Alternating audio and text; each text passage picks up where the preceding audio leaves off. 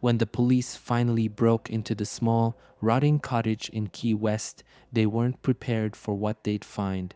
Lying gently tucked into a bed of silken sheets was the mummified body of a young woman, her face frozen in a twisted, artificial smile, her skin stretched with wax, her bones held together by wires and piano strings, and next to her, sleeping peacefully, was an old man, not a killer, not a mad scientist, just a man hopelessly in love. But this wasn't a horror movie. It was real. And her name was Elena. I didn't expect to uncover a love story, not one like this, not one that ends with a corpse in a wedding dress. It began in 1930 in Key West, Florida. That's when I first came across the name Carl Tanzler, a man who wasn't born in Florida or even in the United States. He came from Germany, educated, proud, and strange even by his own admission. Tanzler claimed to have visions, dreams. One in particular haunted him for years, a dark-haired woman with olive skin and deep, tragic eyes. He said she came to him in his sleep. He believed she was his destiny. He arrived in Florida as a radiology technician, quiet, intelligent, always polite, but there was something off, something you only noticed when he stared too long, or talked about love like it was something supernatural, something eternal. That vision, that dream woman, he believed she was real. And when he met a patient named Elena de Hoyos, he believed she was her. But was she? Elena de Hoyos was only 21, a Cuban-American girl from a respected family in Key West, bright, full of life, and absolutely beautiful. When she first came into the Marine Hospital, she wasn't looking for love, she was dying. Tuberculosis. It was a death sentence in 1930. But Carl Tanzler didn't see a disease, he saw fate. He introduced himself with an unsettling kind of warmth. He brought her gifts, spoke poetry, promised her he would save her. He wasn't a doctor, but that didn't stop him from trying. He mixed strange homemade tonics, brought in electrical equipment, even whispered that angels had sent him to her. Was Elena flattered, confused, terrified? There's no clear answer. Some say she tolerated his obsession because she was desperate. Others say she avoided him. But we do know one thing. Despite all his efforts, Elena died in 1931. Her body was placed in a simple mausoleum. Tanzler built it, and he was the only one with the key. Now this is where it all turns dark. Carl Tanzler didn't just visit Elena's tomb. He practically lived there. Neighbors said they saw him walking to the cemetery every night. Some even claimed they heard music playing from inside the mausoleum. But no one asked questions, not until 2 years later. That's when Tanzler made a decision that would scar history forever. He broke into her crypt, and he took her body, wrapped it carefully in a curtain, carried it out like a groom carrying a bride, and brought her home. But what does a man do with a decaying corpse? That's where the real nightmare begins. Because Tanzler didn't see a corpse. He saw a second chance. I can't stop picturing it. The moment he laid her body on the bed like it was sacred, like death meant nothing. By the time Carl Tanzler brought Elena home, her body had already begun to decompose. Skin, soft tissues, all breaking down. But Tanzler refused to let her go. He patched her up. He used piano wire to hold her skeleton together. He stuffed her body with rags to keep her shape. He replaced her eyes with glass, covered her skin with wax and plaster, and when the stench of decay filled the room, he masked it with perfume and disinfectants. He even made her a wig out of her real hair, hair that her mother had once lovingly brushed, and later gave to Tanzler after her burial, never imagining what he'd do with it. But here's the detail that haunts me the most. Every night he dressed her, kissed her goodnight, danced with her under candlelight. He kept her as his wife for 7 years. At first, no one suspected anything. Tanzler had withdrawn from the world. He rarely left his home. But in a small town like Key West, secrets don't stay buried for long. Kids claimed they saw a woman through the window, lifeless, pale, barely moving. Neighbors noticed odd smells, heard music playing at night, the same love song again and again. But the rumors remained rumors. After all, Carl was a gentleman, a war veteran, an eccentric, sure but harmless. Until one day, Elena's sister showed up. She had heard whispers, seen shadows in the house, and what she saw through the window sent her running to the police. Inside the little cottage, they found what they thought was a doll. But it wasn't a doll, it was Elena. When the police entered Carl Tanzler's home in 1940, they expected to find stolen property. They never imagined a corpse. They found her lying peacefully in his bed, dressed in a white gown, face painted, hands gloved, a silk veil covering her waxy skin. Tanzler didn't resist arrest. He didn't even act surprised. He just looked up and said, "Please be careful with her. She is my wife." Word spread fast. Newspapers across the country printed every twisted detail. Some were horrified, others weirdly romanticized it. Love beyond the grave, they said. But the real question wasn't about Carl Tanzler.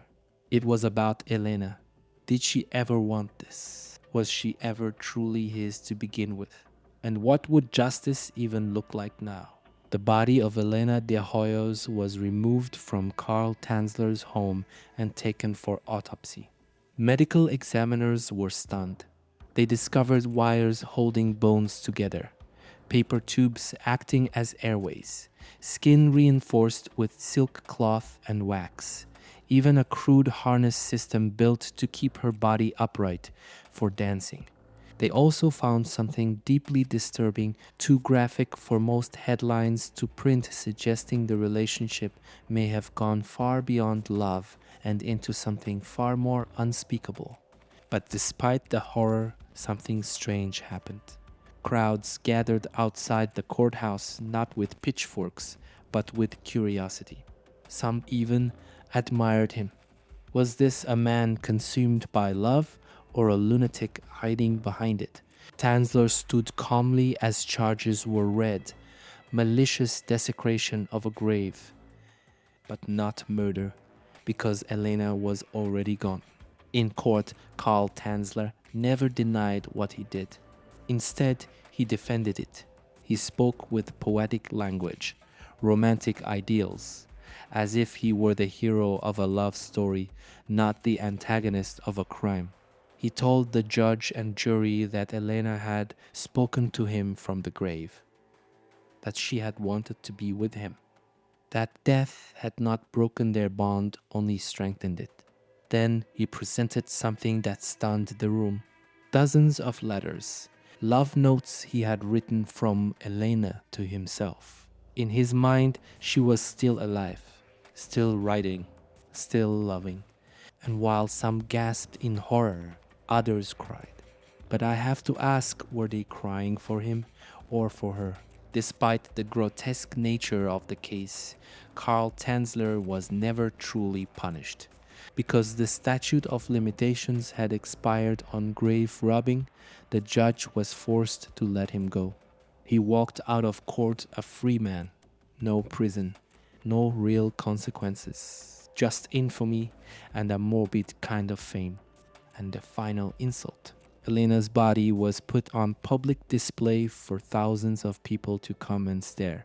In death, she had no peace, no dignity, not even after being taken from him. Eventually, her family reclaimed her remains and buried her in a secret, unmarked grave. So Tanzler could never find her again, or so they thought. After his release, Tanzler didn't retreat quietly. He moved to a new home alone, as always. But this time, there was no body in his bed, no wax bride lying beside him, no glass eyes staring into the night. Or so it seemed, because Tanzler had one final act of obsession left to perform. And this time, he didn't need her remains. He built a full-size effigy of Elena, life-size, with a death mask molded from the original corpse. Same eyes, same hair, same wedding dress. He placed the mannequin in his living room, propped her up, kissed her goodnight, and whispered sweet nothings into the air. In his mind, she had returned, and this time he was never letting her leave again. Years later, long after the trial faded from headlines, Tanzler began writing his memoirs. But they weren't ordinary memories. They were pages of delusion drenched in romance and death. He described spiritual visitations, claimed Elena spoke to him from beyond, that she forgave him, that she chose him. His diaries described vivid dreams of flying through space, arm in arm with Elena, their souls bound together, soaring over the moon. He even said he built a spaceship to take her there. But here's the question that kept me up at night. Was Carl Tanzler evil or simply broken beyond repair? Did he love Elena so much he destroyed her? Or did he love the idea of her more than the woman herself? Carl Tanzler died alone in July of 1952. No family, no friends.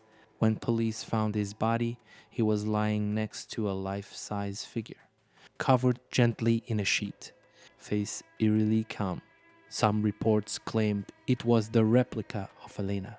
Others said it might have been more than that.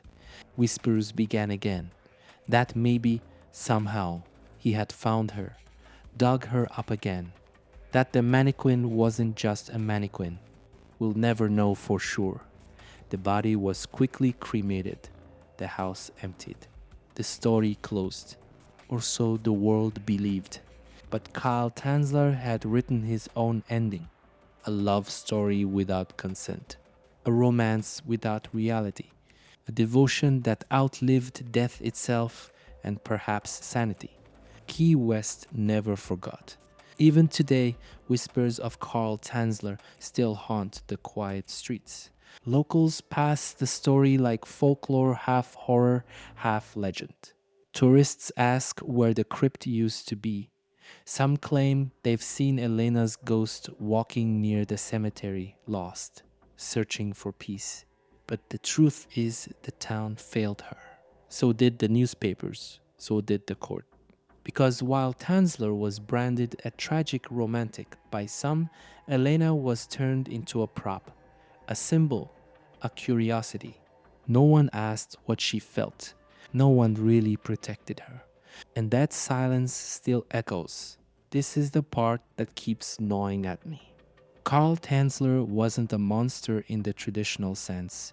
He didn't kill, he didn't torture, he didn't stalk with violence. But he violated deeply, repeatedly, and with a smile. So where do we draw the line? When does love become possession? When does grief twist into obsession? Some people still defend him. They call it a devotion story. They say, at least he cared. But Elena never chose him. She never said yes. And in the end, her death was never truly hers. Books have been written about Carl Tanzler, movies, plays, even songs. He became an icon in the strangest way, immortalized not for greatness, but for grotesque love. And yet, the more I looked into his story, the more it started to feel eerily modern. How many people still cling to dead relationships? How many rewrite reality to fit their fantasy? Maybe Tanzler was an extreme case, but not a unique one. He left behind more than wax and wire. He left behind a question we still haven't answered. What happens when love doesn't let go? We've talked so much about Carl Tanzler. But what about Elena de Hoyos? Who was she before the wax, the wires, the mausoleum? She was born into a large Cuban American family in 1914. She loved to dance. She wore bright dresses. She dreamed of being a singer. She married young, but the relationship crumbled. Her heart broke. Then her body began to break too. Tuberculosis crept in like a thief. And by the time she met Carl, she was already slipping away. There's no evidence she ever loved him. No letters, no confessions, no sign of romance from her side. So why did the world forget her story? Because Tanzler made her into a symbol, then history followed his version. This is the most painful truth. Elena didn't choose this. She didn't agree to be turned into a statue. She didn't ask to be immortalized in death, especially not like that. She died young, in pain, likely alone. And then, for 7 more years, her body was used in ways she never could have imagined. And yet, for decades, people called it love. But silence isn't consent. Her voice was erased. Her image frozen by a man who refused to let her go not for her sake, but for his. We see it all the time in true crime. The victim disappears behind the killer's story. And if we're not careful, we let the wrong person become the main character. What still chills me is how long it all went unnoticed. Carl Tanzler lived in that cottage for 7 years, with a corpse, open windows, music, the smell of decay. And yet no one intervened. Why? Was it denial? Was it politeness? Or was it that Tanzler didn't look like a threat? He wore a bow tie. He used long, poetic words. He spoke of love, not murder. But obsession doesn't always come with blood. Sometimes it comes with flowers. Sometimes it comes dressed like a gentleman.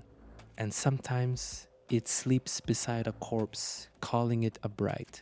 I keep thinking about that bedroom. The candles flickering, the wax face, the silence between a man and a woman who could no longer speak. Carl Tanzler didn't believe she was dead. He believed she was waiting, sleeping, that if he just loved her enough, death would bend to his will. And maybe that's the most terrifying part. Not the body, not the wax or the wires, but the idea that someone can love you so much they strip you of choice, of voice, of rest. Is that love or something else entirely? Because when love crosses into obsession, it doesn't just haunt the living, it traps the dead. Elena de Hoyos never got to speak. She became a myth, a mannequin, a ghost in someone else's fantasy. But maybe this time we remember her differently. Not as a symbol of lost love, not as a corpse bride, but as a young woman who never asked for any of it. And maybe we ask ourselves, how many times have we let the wrong person write the ending? Carl Tanzler had his story. He wrote it in wax and wire. But history isn't his to own. Elena's silence may have lasted decades, but her truth is louder than ever.